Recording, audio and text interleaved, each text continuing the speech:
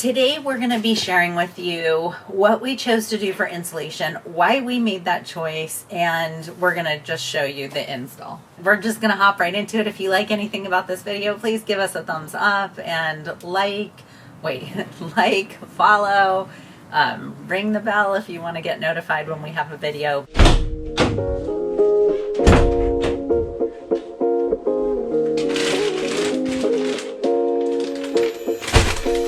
So the first part of the process for insulating the van, I'm going to start working on the hard to get areas. So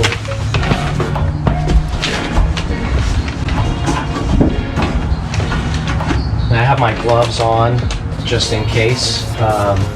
These areas are kind of sharp and I don't want to get my hands cut. Alright, I'm putting up this wool. I've cut it down to size. And what I'm doing is just sliding it in here like this. Give it a nice fit. I find that using scissors to cut this works better than trying to tear it apart. I'm taking this tape.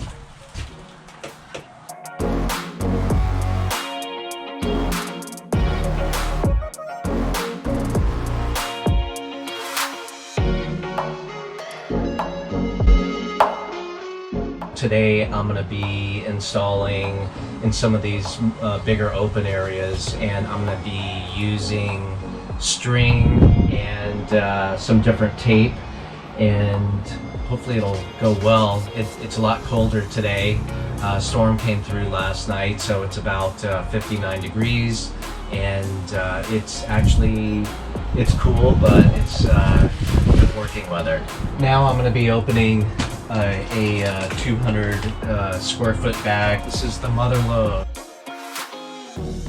I installed the wool in the ceiling with string that's mold and mildew resistant, and I basically just found all these different holes where I could utilize string going back and forth from the ribs. So as you can see, it's held up really nice. The other thing that Guy did is he put the wool in all the little nooks and crannies. And if you saw our last video where he was showing you how he did these rafters, he also showed how he stuck wool up into these, basically the beams, is that what the ribs, the yeah. ribs of the van. And he put that up there so that, that would be full. You could see the wool up in here. We chose the Havelock wool because it is the best quality natural choice for insulation. It has an R value of 7 for a 2-inch bat, which means that it is the best insulator, or it's one of the best insulators on the market, but a 7 is as high as it goes. And here's a bat, and you can tell it's about 2 inches thick. It is good for the environment. It's a sustainable material, so every time those little cute sheep grow out their hair and they get sheared, they create more wool, and we use that for our insulation. These little sheep are located in New Zealand, which has high animal husbandry standards, which means they're very well taken care of. And then when it gets over to Havelock and it's processed, there's zero waste that comes out of it, so it's just good all the way around. Good for the environment. Easy to process, Very animals organic. treated well, Yeah. the whole 9 yards. We all know how temperature kind of moves in or moves out. That air is filtered by passive air filtration, so as it goes through the wool actually cleans out the air, so that's a total benefit. Moisture is a huge consideration in any van build. To have your van actually keep functioning well, you need to deal with the moisture. And what's really cool about using Havelock wool is that it actually controls the moisture for you. Nothing's going to be perfect. It's always a moisture management thing that's happening, but the Havelock wool really does an amazing job with that. We were driving around looking for a place where we could have a little bit of quiet so we could film this video. And as he did that, we were driving in the van. I was blown away, like blew my mind how much quieter the van was. Biggest difference. It was such a huge difference. One of the best parts about Havelock wool is that it's probably the easiest part of your van installation that you're going to do. In this instance, in putting in the wool and having the Havelock as a resource, their website is great. They send great emails. They're just full of information for you. With Havelock, all you have to do is just put it up. It's simple, simple, simple. And any other type of insulation that you install would definitely be more complicated. So this is basically as easy as it gets. This is the easiest, definitely, to apply, since you can cut it really easily and pull it apart. There's no off-gassing. I just want to explain what that means really quick. We bought a bed recently that came in a box. I'm sleeping on something that is off-gassing. So I'm sleeping on something that's basically sending all these chemicals into the air, and my head is pressed up against this thing and breathing the chemicals in.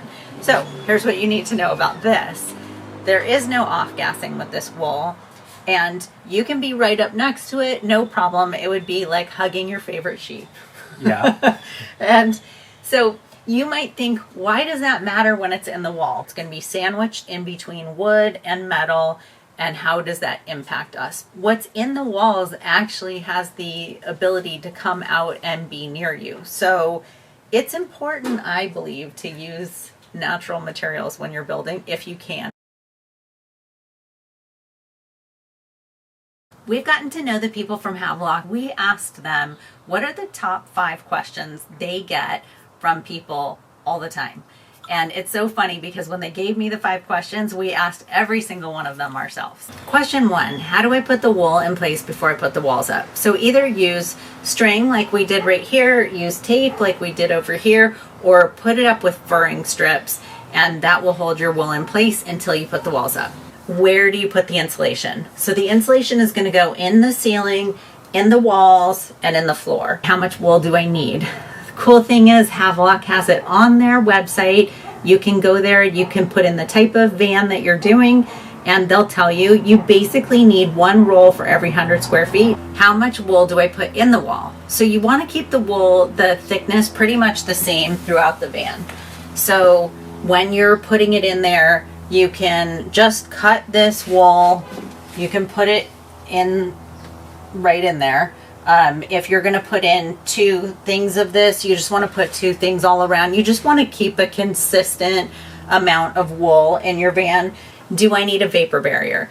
And the answer is no. All you need is the wool. You just stick it right in the walls and you're done. It's just, you don't need to do anything to prep the wall before you get it in here, and you don't need to put anything on the wall on the outside of it. It's just natural moisture control, and the best kind of moisture control that you can get. Thanks for watching this video, and thank you so much to Havelock Wool for sponsoring this video. Next week, I'm going to show you the Max fan installation on the roof. I'm so impressed. I was like, he's so good at construction, and a lot of you guys have sent messages saying, wow, Guy's really good with power tools, but you're going to be blown away when you see the Max fan, and he's going to be mad that I'm saying that, but this is like his jam, and it's so cool because I would have been scared out of my mind to cut a hole in our van. Yeah, I was.